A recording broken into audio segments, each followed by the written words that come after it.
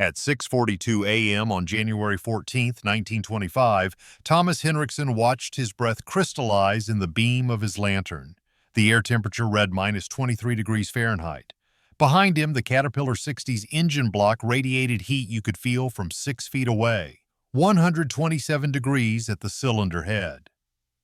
In the goldfields north of Fairbanks, Alaska, where winter darkness lasted 19 hours and permafrost ran 300 feet deep, this machine represented progress.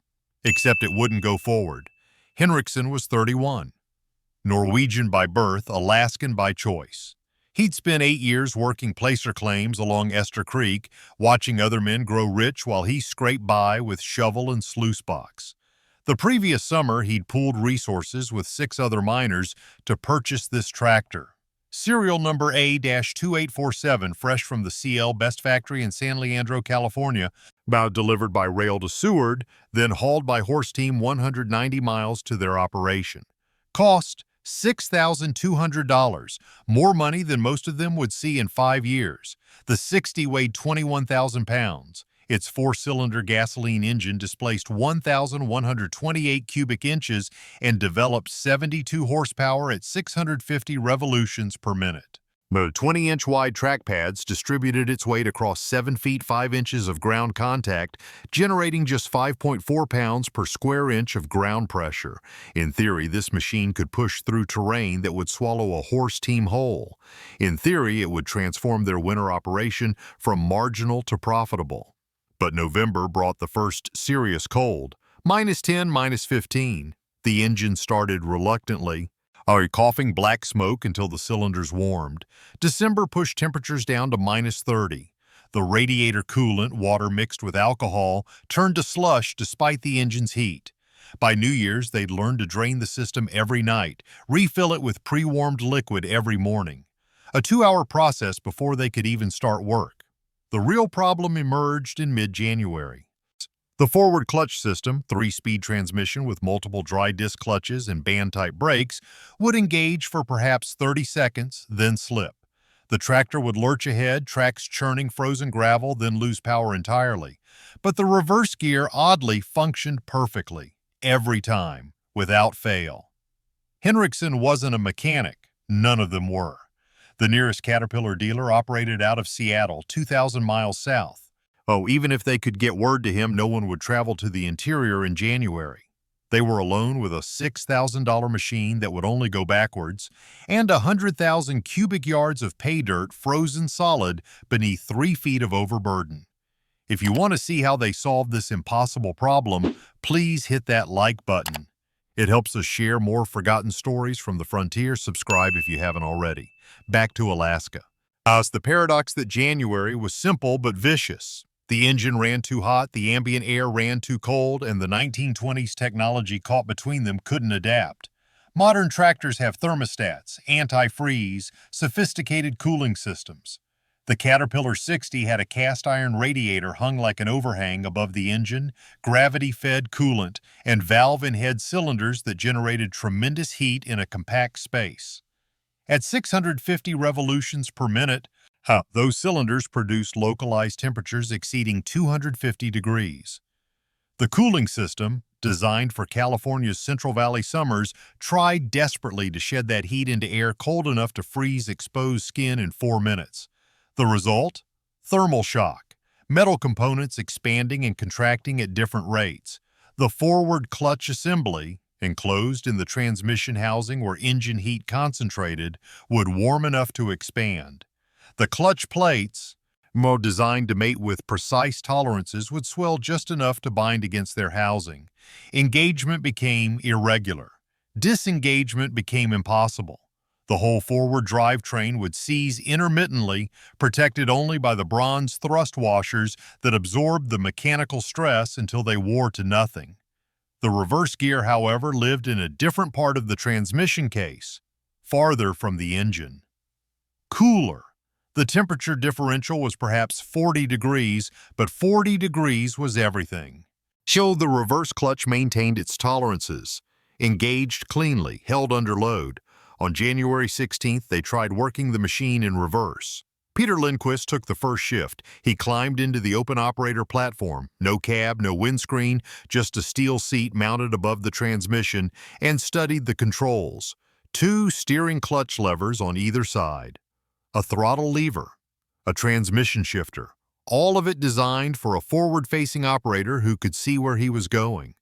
Lindquist twisted in his seat, looked behind him and shifted into reverse.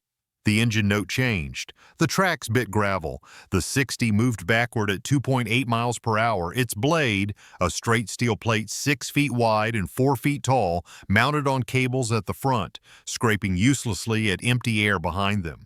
They spent 3 days reconfiguring the machine, unbolted the blade assembly, tracked it around to the rear, remounted it facing what would now be the direction of travel. So fabricated a crude seat extension so the operator could sit facing backward, watching what he was pushing. Rigged mirrors from broken window glass to provide peripheral vision. The result looked absurd. A 21,000-pound tractor with its blade on the backwards end, operator twisted in his seat like a man trying to see around a corner. But it worked.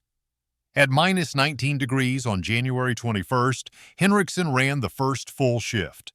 Backed the machine up to a frozen gravel bank, let the blade dig in. He felt the drawbar pull hit 12,000 pounds as the tracks churned and the engine roared. The transmission held, the clutch engaged. For 8 hours straight, he pushed backwards through overburden, clearing ground down to the blue permafrost layer where gold-bearing gravel waited for spring thaw. The technique demanded complete recalibration of every operator instinct. To turn right, you pulled the left steering clutch. To avoid obstacles, you steered toward them. Since what looked close in the mirrors was actually far away. Depth perception inverted. Distance judgment failed constantly. Peter Lindquist backed the machine over a surveying tripod on the 3rd day, swore he'd cleared it by 5 feet. Temperature remained brutal. Minus 20, minus 28, one stretch of minus 37 that lasted 62 hours. The engine ran continuously. They couldn't risk shutting it down. Every 8 hours, an operator change. Every 6 hours, someone climbed up to check the radiator level. Add pre-warmed coolant from a kettle kept hot on a barrel stove they'd built next to the working area. The fuel consumption was obscene, 28 gallons per 10-hour shift. At 40 cents per gallon delivered, that was $11 just in gasoline before they'd moved an ounce of pay dirt. But they were moving dirt, 200 cubic yards per day, 3 times what they could manage with manual labor. By February, the pile of cleared overburden stretched 200 feet long, 12 feet high. Beneath it, exposed gold-bearing gravel waited for spring when they could run it through their sluice boxes. The machine ran backwards until March 24th, when daytime temperatures finally climbed above freezing. The forward clutch, given a chance to properly warm without the vicious thermal cycling, began functioning again, intermittently at first, then reliably. By April, they'd turned the blade back around, restored the operator position, returned the 60 to its intended configuration. The season ran April through September. They processed 42,000 cubic yards of gravel through their sluice operation, recovered 638 ounces of gold at $20.67 per ounce. Gross revenue, $13,186. After expenses, fuel, supplies, equipment maintenance, food, plus paying back their tractor loan, 7 men split $4,200 profit, $600 each for a year's work. Not a fortune, but enough to keep going, enough to prove the machine could transform Alaskan placer mining from a summer-only proposition to a year-round industrial operation. Other claims took notice. By 1926, 17 Caterpillar tractors operated in the Fairbanks district. By 1927, 41. The backwards-running Dozer of 25 became local legend. So the kind of story miners told over whiskey about Scandinavian stubbornness meeting American machinery and country that wanted to kill both. Henriksen ran his claim until 1934. The price of gold climbed during the Depression years, peaked at $35 per ounce after Roosevelt's revaluation. He sold out in '34 for $18,000, moved to Anchorage, opened a Caterpillar dealership. Spent the rest of his career selling dozers to men who needed to move earth in impossible conditions, but who understood that sometimes the only way forward is backward. The Caterpillar 60 that ran in reverse, serial number A-2847, it kept working. Different owners, different claims, different operators. Someone added an enclosed cab in the 30s, converted it to diesel in the 40s. One of H. Kaiser's Atlas Imperial conversions, a six-cylinder engine that actually ran cooler than the original gasoline plant. Last confirmed sighting was 1956, pushing overburden at a claim on Goldstream Creek. But after that, records go silent. Somewhere in the Alaska interior, probably abandoned at a remote mining site too expensive to haul out, that machine still sits. 21,000 pounds of cast iron and steel, tracks frozen to the ground, radiator cracked by 70 winters, engine seized solid. But for one brutal season in 1925, when temperature and technology collided in the worst possible way, it solved an impossible problem by running the wrong direction. That's engineering in the real world.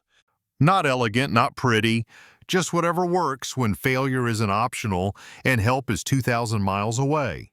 The men who operated that machine weren't heroes. They were cold, exhausted, probably scared they'd lose everything on a gamble that depended on a $6,000 tractor that wouldn't go forward. They rigged a solution with available materials, ran it until it worked, and moved enough dirt to keep their operation alive one more season.